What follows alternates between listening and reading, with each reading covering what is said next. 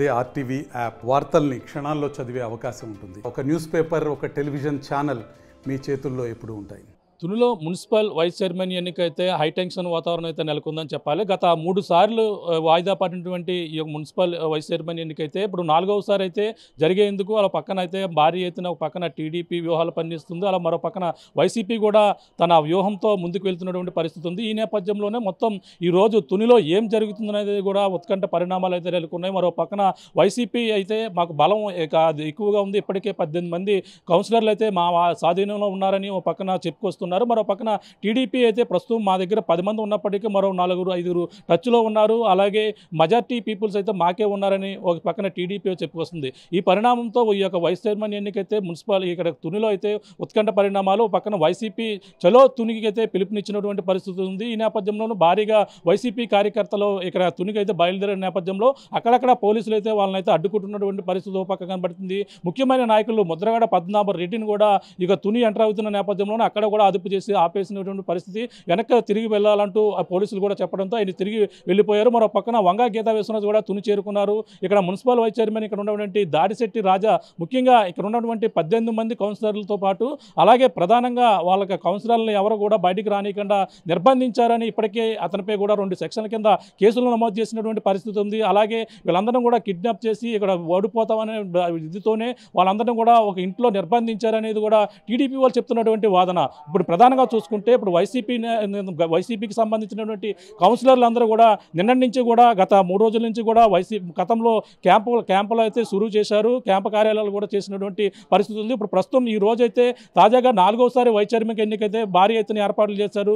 Police బలగాలన్నీ కూడా తునునైతే చుట్టుముట్టినటువంటి పరిస్థితి ఉంది. భారీగా పోలీసు వలయంలోనూ తును ఉన్నప్పటికీ పక్కన టీడీపీ కార్యకర్తలు, వైసీపీ కార్యకర్తలు భారీగా ఇక్కడ మున్సిపల్ ఆఫీస్కి అయితే చేరుకున్నారు. మున్సిపల్ ఆఫీస్కి దగ్గరలోనే ఇప్పటికే టీడీపీకి సంబంధించిన 10 మంది అక్కడికి చేరుకున్నప్పటికీ 11 గంటల లోపల చేరుకోవాలి. ఈ నేపథ్యంలోనే వైసీపీకి సంబంధించినటువంటి నాయకులందరూ కూడా వైసీపీకి సంబంధించిన కౌన్సిలర్లు అప్పుడు ఉన్నటువంటి వైస్ చైర్మన్కి సంబంధించినటువంటి ఏలూరు సుధారాణి ఇంటి వద్దే నిన్నటి నుంచి కూడా ఇంట్లోనే నిర్బంధించారని చెప్పుకొస్తున్నారు. ప్రస్తుతం మనం చూడొచ్చు, వాళ్ళ వైసీపీ వాళ్ళు అయితే నిన్న నుంచి కూడా ఇక్కడ వైసీపీకి సంబంధించిన కౌన్సిలర్లు కూడా ఇదే నివాసంలో, ఇది సంబంధించినటువంటి చైర్మన్కి సంబంధించినటువంటి నివాసం, చైర్మన్ ఏలూరు సుధారానికి సంబంధించిన నివాసంలోనే నిన్నటి నుంచి కూడా 18 మంది కౌన్సిలర్లు ఉన్నారు.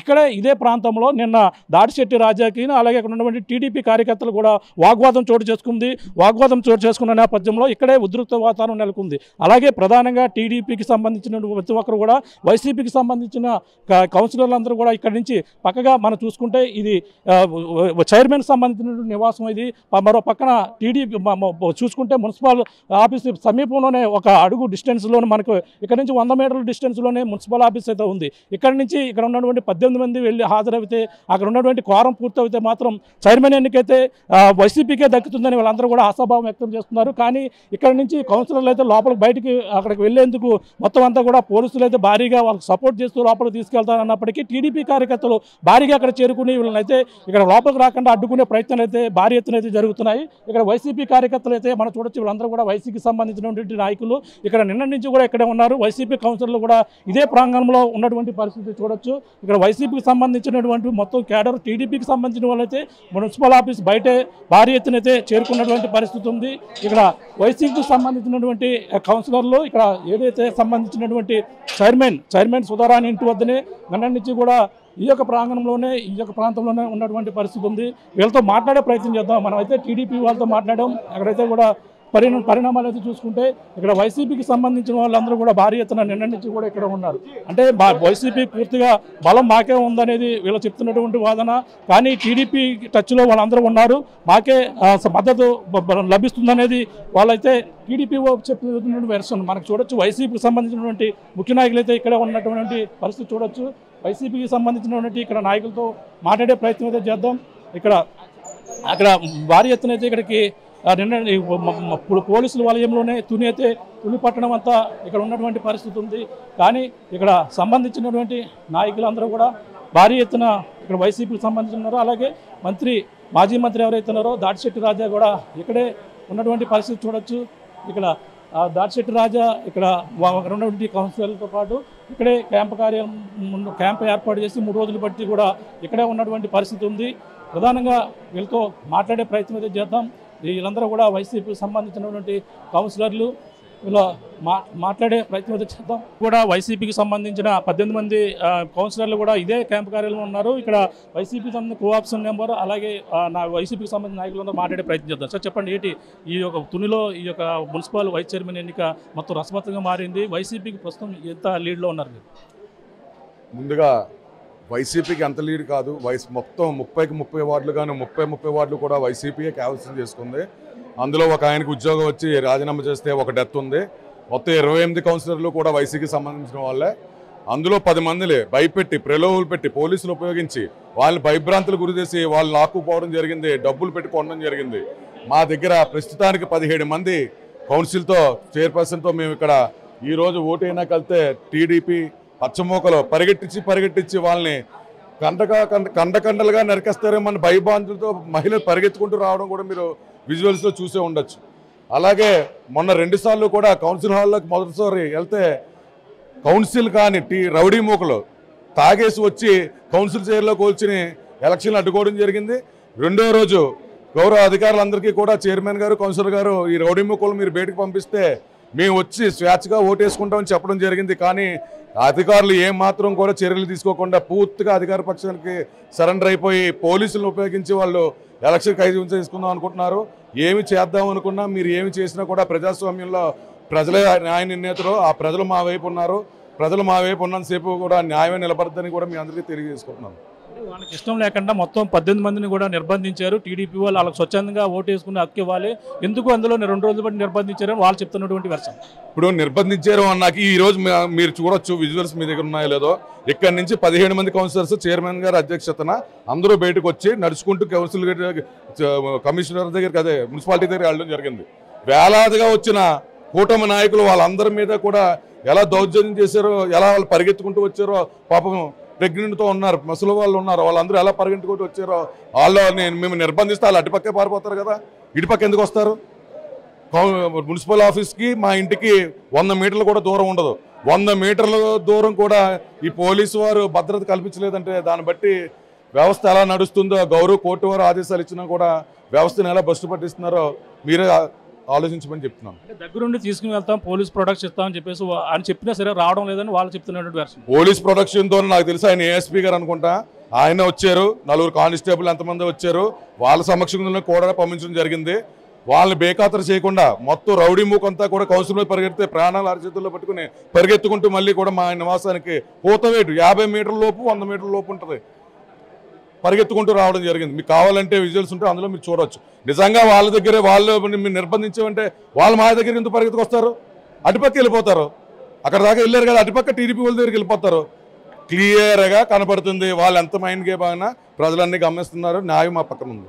నిన్న దాడిశెట్టి రాజా గారు కూడా ఇక్కడ ఇదే ప్రాంతంలో వాళ్ళ ఆయనపై కూడా తిరగబడిన పరిస్థితి ఉంది. అక్కడ నిన్న జరిగిన పరిణామం ఏంటంటే, నిన్న జరిగిన పరిణామం 144 సెక్షన్ అని చెప్పి పోలీసు వారు చెప్పడం జరిగింది.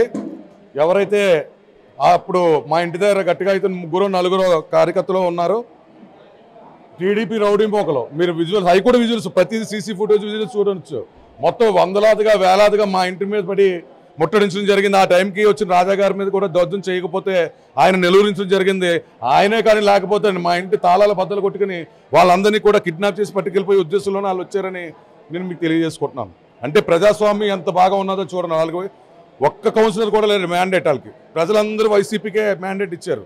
ఇంత దారుణాలు ఇంత అరాచకాలు చేస్తున్నారంటే ప్రజలే న్యాయ నిందితులు, ప్రజలే త్వరలో చెప్తారు. వాళ్ళకి మొత్తం వైసీపీ చూసుకుంటే 30కి 30 ఉండేది, కానీ ఇప్పుడు 10 మంది వాళ్ళకి ఏ విధంగా ఉన్నారో ఇక్కడ ఉన్నటువంటి 18 మందిలో కూడా 5 మాతో టచ్లో ఉన్నారు అంటున్నారు వాళ్ళు.